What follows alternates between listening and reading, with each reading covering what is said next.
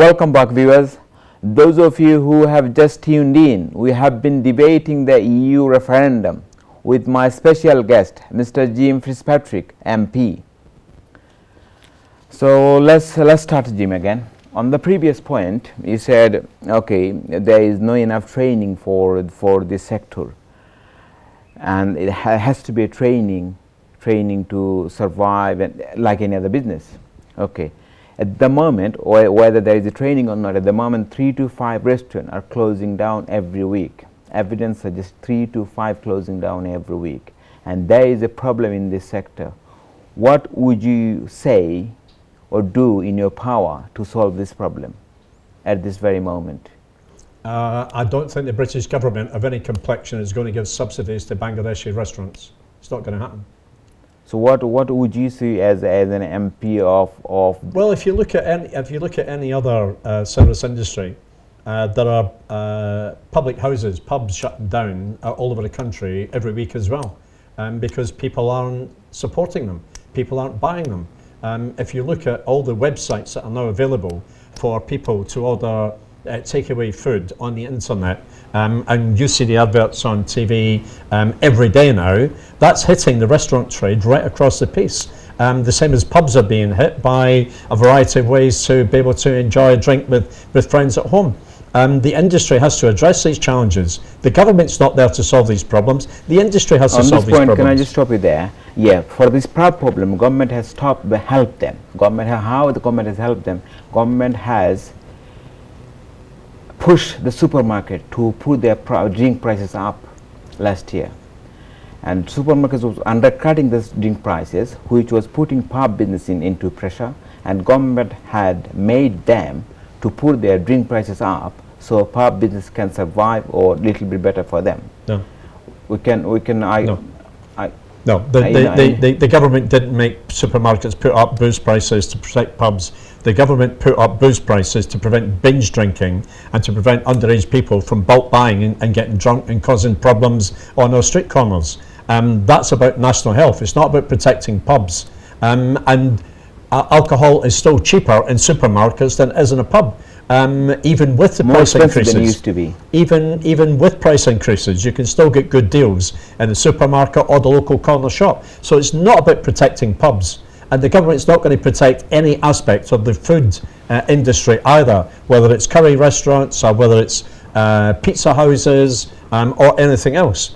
Those industries have to survive by selling products that people want to buy. So if your government goes to power in 2020 election, what would you do to put these things right? Make sure the restaurants are getting closing. We are not losing more restaurants day by day. Make sure there is enough training. Well, one, I'm not going to be in power in 2020 because I'm resigning. I'm retiring at the end of this election. And I don't think a Labour government would do anything to help the curry trade either. It's just not going to happen any more than it helps the pub industry. The pub industry is not getting grants or subsidies from the central government. It just doesn't happen, and it's not going to help the curry industry either. The industry has to survive at its own 2 feet. The same as the pub industry has to survive at its own 2 feet. The same as pizza houses or Kentucky Fried Chicken or whatever. If you can't sell the product, then you don't deserve to stay in business. Well, I understand that, but the £4 billion goes to the treasury every year, and if you don't do something to solve the problem out, that would be a problem for our economy.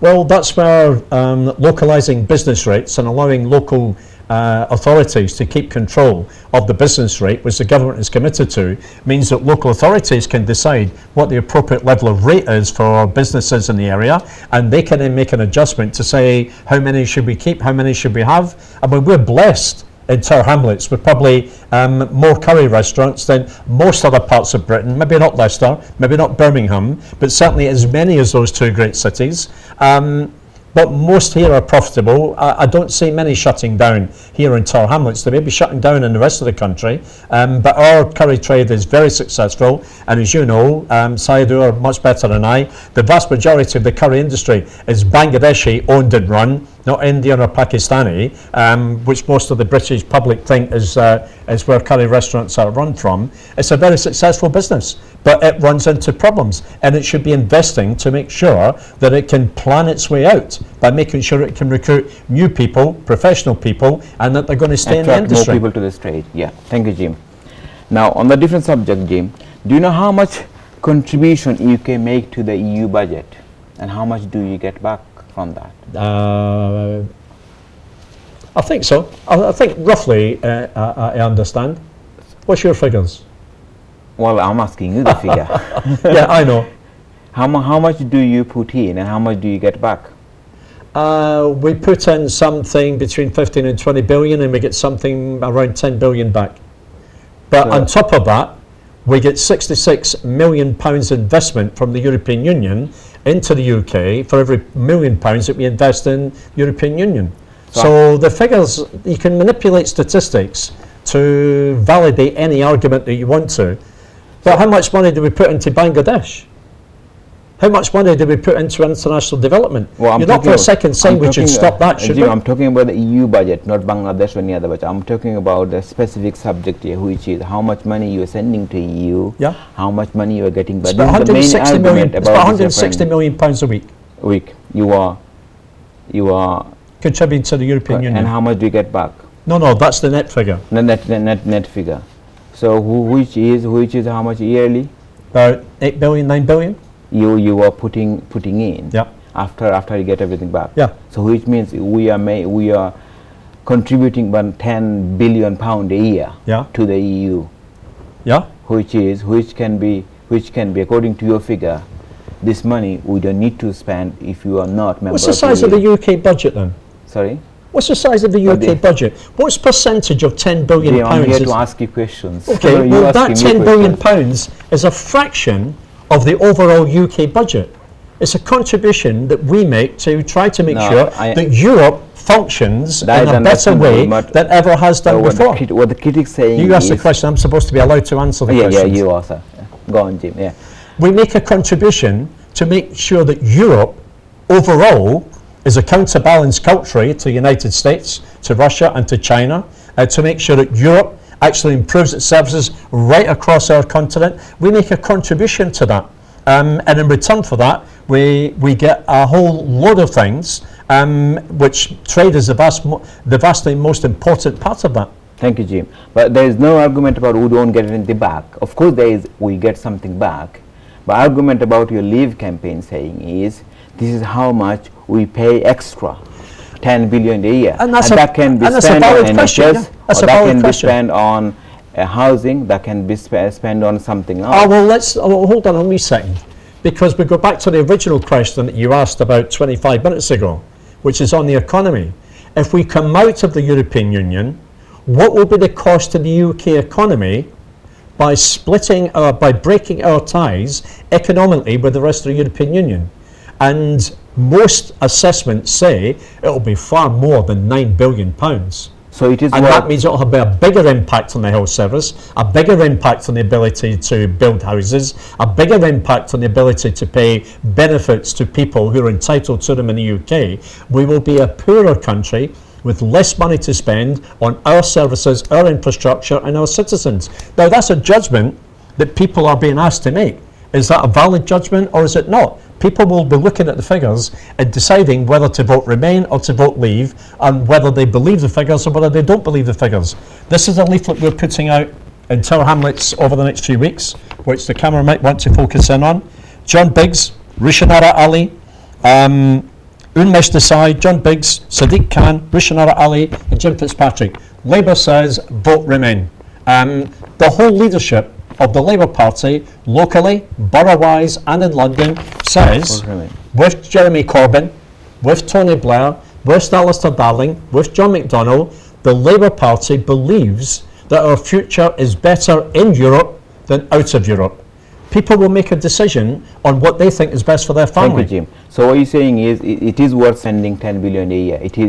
Yes, absolutely. It is needed. Okay, thank you, Jim. Move on to the next question, which is, okay, we want to stay in the EU.